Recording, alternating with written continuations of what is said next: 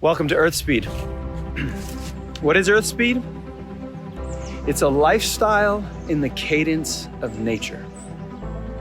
In this series, I will be bringing you stories from the land, sharing how I moved my life from the big city in Hollywood, jet setting around the world, to land here in Texas in order to be closer to nature. Now, I want to share everything I learned with you, challenges and triumphs, as I stumble my way through learning how to farm, homestead, tackle new survival skills, build a community, prepare for the unknown and the future, and just try and be a better human. I'm going to be inviting incredible thought leaders to grapple with big ideas and new ways of seeing ourselves and the world, entrepreneurs who are building better businesses for the planet, and teachers who will share their wisdom so we can all learn together how to be more self-sufficient, self-reliant, and resilient, so we can all pitch in to make a more beautiful world together. Don't forget to like, subscribe, and share, but without further ado, here we go. Episode 1, The Winds of Change.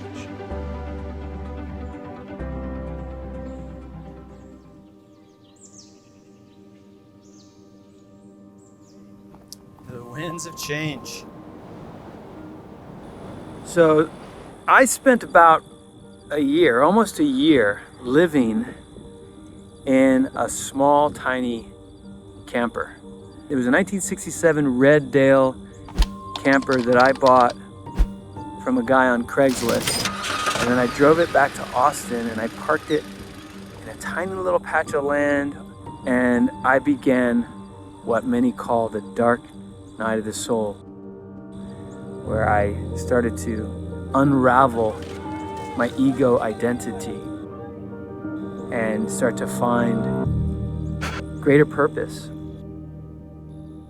Upon re-emerging, I found myself here in nature with a much more grounded, rooted sense of self. I'm inviting Jamie Wheal, who's an incredible mentor, thought leader, modern day philosopher, who's written 2 incredible books that have really changed my life. And I guess he saw that I was really doing the work.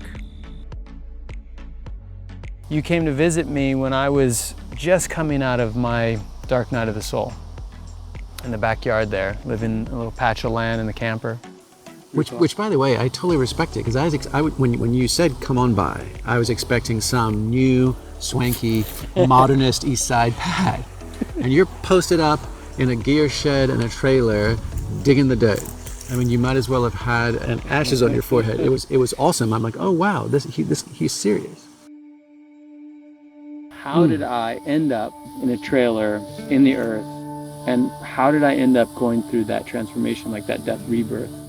Well, dude, I mean, you know better than I do, so I mean, I'd almost want to be asking you that question, you know? But like, for sure, that was a crisis in life and meaning and relationship to self and others in the middle of your life, right? AKA, right? Which you took on the chin and made the most of, and it sounded like, at least as you've described it to me, that you intuitively sought out the things you felt had the greatest deficits in your life and world. So getting humble, anonymous, you know, rooting yourself in the soil and growing things, being creative and in the real world in 3D, not in simulation. Like, it feels like a lot of that stuff. Sort of almost like R and R and R. Like we need rest, rejuvenation, and remembering.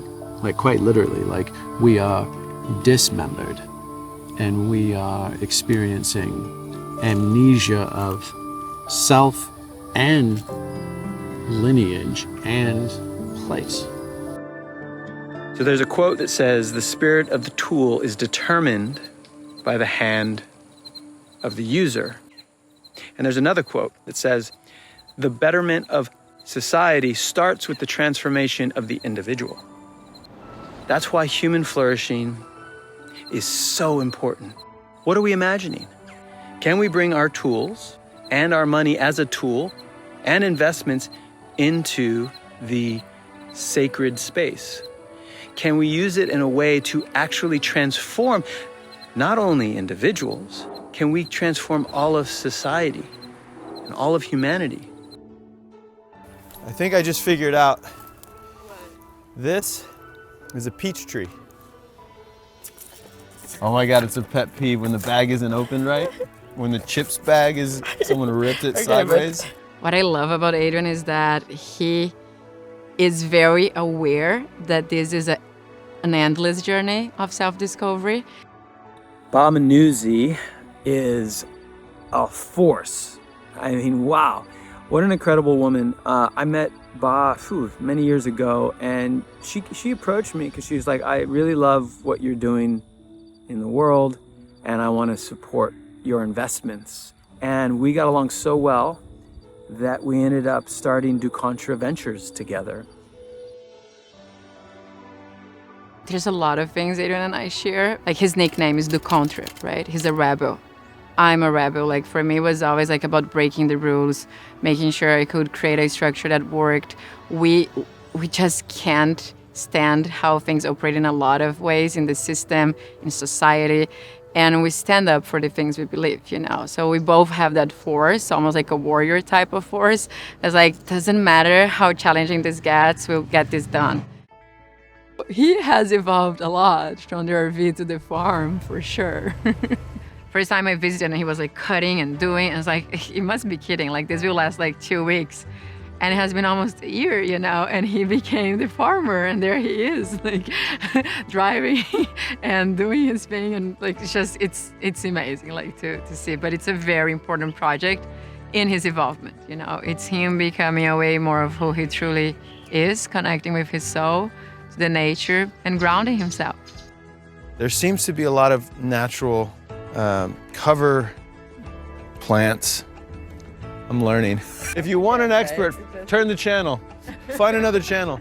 Of course, he's the creative, he's the connector, and he has a lot of passion also for like the thesis we created, like the investment verticals.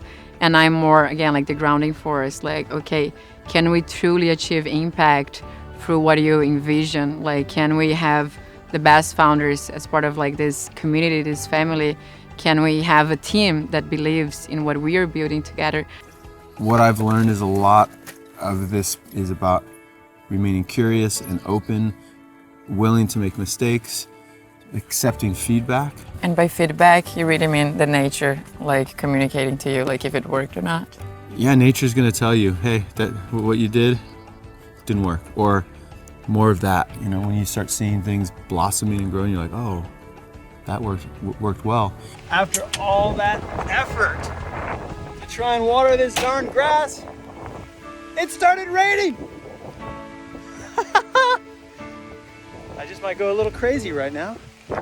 Suddenly my friend base is farmer friendly. You know, I have like a lot of farmer hangouts now.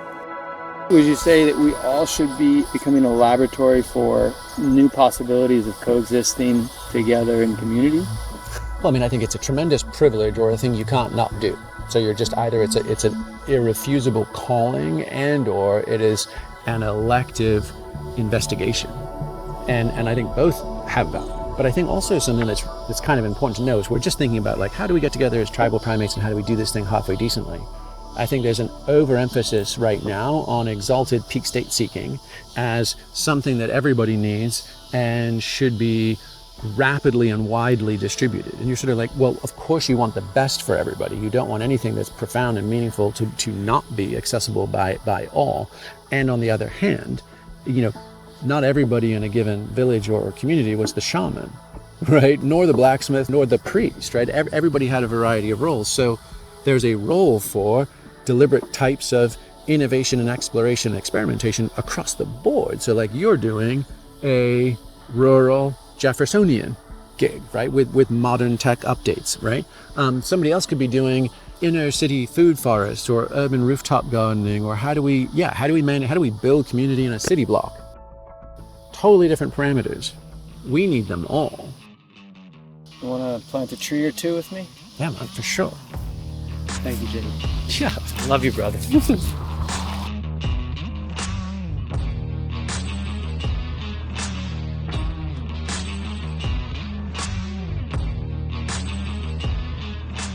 being at the land right now and seeing his vision coming to reality in such a tangible way, planting trees together, like treating the soil, it's something we don't usually do these days. Like, we go on a hike, but we don't really go planting things together, you know?